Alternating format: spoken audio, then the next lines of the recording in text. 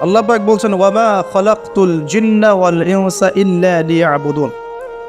আল্লাহ বলছেন আমি জিন আর মানব জাতিকে শুধুমাত্র আমার ইবাদত করার জন্যই সৃষ্টি করেছি, অন্য কোনো কারণে সৃষ্টি করি নাই। এখানে দুইটা শ্রেণী পাওয়া গেল, একটা হচ্ছে জিন জাতি, একটা কে মানব জাতি। জিন জাতিকে আমরা দেখতে পারি, দেখেছেন কখনো জিন? দেখেন নাই, কিন্তু আমাদের সমাজে অসংখ্য জিনগ্রস্ত মানুষ ঘুরে বেড়াচ্ছে। আমি বলি ঢাকা শহরে যে মেয়েগুলো চলাফেরা করে শপিং মলে, রাস্তাঘাটে, এখানে ওখানে, এদের একটা ভালো অংশ কিন্তু জিনগ্রস্ত, জিন ধরা। এটা হয়তো বলবেন কেমন করে এটা বলতে পারেন? হ্যাঁ, আল্লাহর নূর যাদের মধ্যে আছে তারা বলতে পারে। বহু মেয়ে আছে রাস্তাঘাটে ঘোরাফেরা করে, এরা জিনগ্রস্ত, জিন ধরা। জিন ধরা না হলে ওরকম নগ্ন হয়ে ঢং করে রাস্তায় চলাফেরা করতে হয়। উপরে একটা জিনের প্রভাব কি আছে? আছে। বিশ্বাস করছেন না? আল্লাহর নবীজি বলেছেন, মুহাম্মদুর রাসূলুল্লাহ সাল্লাল্লাহু আলাইহি ওয়াসাল্লাম, যে যখন কোনো মেয়ে বেপর্দা হয়ে বাহিরে বের হয় তখন শয়তান মানে শয়তান জিন না ফেরেশতা, তখন শয়তান ওই মেয়ের সৌন্দর্যকে পুরুষের চোখে লোভনীয় বা আকর্ষণীয় করে তোলে। কে করে তোলে? শয়তান। তোমাদের কারো যদি কোনো গায়েরে মাহরাম বেপর্দা কোনো মেয়েকে দেখে খারাপ চিন্তা জেগে যায়, তাহলে তোমরা বাসায় চলে যাবে। কোথায় যাবে? বাসায়। সেখানে গিয়ে তোমাদের স্ত্রীর সাথে সময় কাটাবে, ইনশাআল্লাহ তোমাদের সেই খারাপ চেতনা চিন্তা দূর হয়ে যাবে। তার মানে এই হাদিস থেকে প্রমাণ হচ্ছে শয়তান বেপর্দা মেয়েদেরকে সুন্দর করে উপস্থাপন করে। জিন ধরা মেয়ে আছে সমাজে, এবং কোনো কোনো ক্ষেত্রে এখন ছেলেদেরকেও জিন ধরছে না? মাঝে মাঝে দেখবেন যে এই শীতকালে কিছু কনসার্ট হয়, দেখেছেন?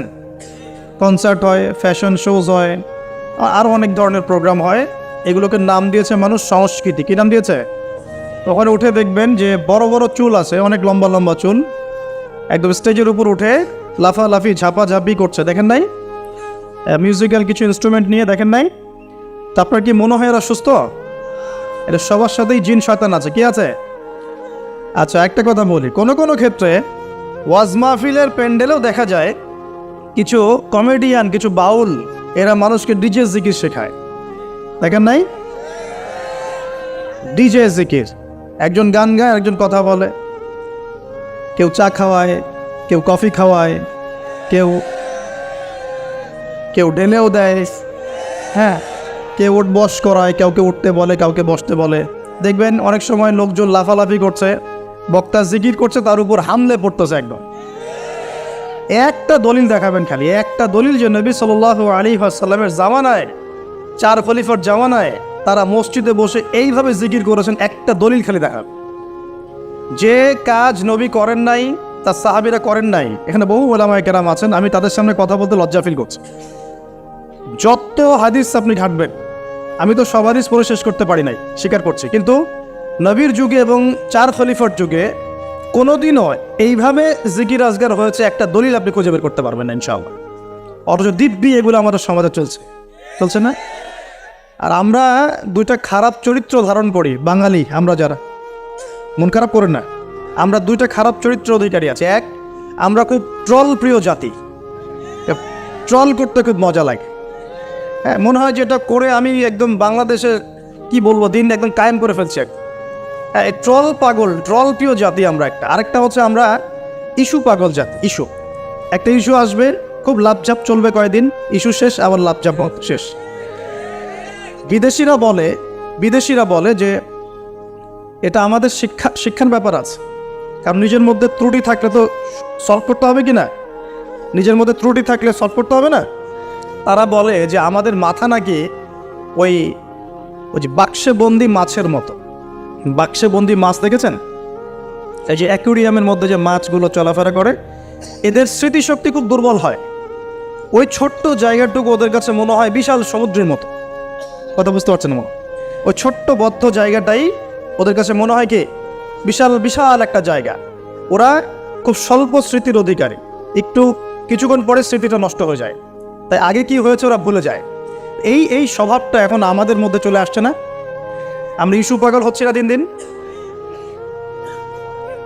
করণীয় কি? খুব ভালো কথা বলেছে।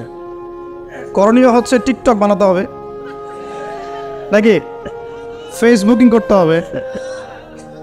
এই ফেসবুকের কন্টেন্ট বানাতে বানাতে দুটো কাজ করেছেন, আমি নগদ দেখাচ্ছি। দুটো কাজ করেছেন। একজন কমেডিয়ানকে আলেম বানিয়ে দিয়েছেন আপনারা ট্রল করতে করতেই। একটা হচ্ছে আরেকজন গায়ক অভিনেতাকে এমপি বানাচ্ছিলেন কয়দিন আগে। গান গেতো, অভিনয় করতো, মেয়েদেরকে নিয়ে নাচতো, হ্যাঁ, নিজেই গান লিখে নিজেই সুর করে, সুরের সারেগামা পা কিছুই নাই, ঠিক আছে, ও নিজেই না আমার গান আমি গাবো, কেউ শুনলে শুনুক না শুনলে না। একবার প্রশাসন ধরলো, রবীন্দ্রসঙ্গীত চেঞ্জ করেছো কেন, আবার ইত্যাদি। মানে তাকে নিয়ে এখন বিবিসিতেও কথা হচ্ছে, সুবহানাল্লাহ।